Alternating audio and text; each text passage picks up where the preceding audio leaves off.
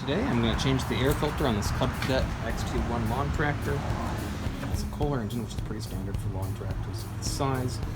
And the air filter is right here. It's really simple to remove. You just unscrew these. You can see I've already actually done that ahead of time. And then it comes right off. I've got two filters, one here, this other one that just fell out, one here.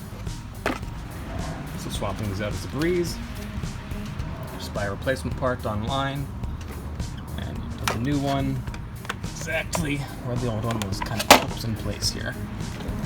That can be trashed. This one in here. Just pull this thing out. Clean that out a bit. Stick the new piece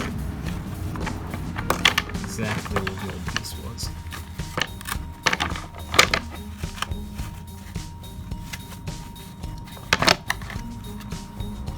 Piece of cake. Then you put it right back on, which I can't do with one hand while I hold this camera. And that's really all there is. I hope this video is helpful. Be sure to like, share, and subscribe. And feel free to check out my other videos, including one on changing the fuel filter, and also changing the oil filter and the oil itself. See you next time.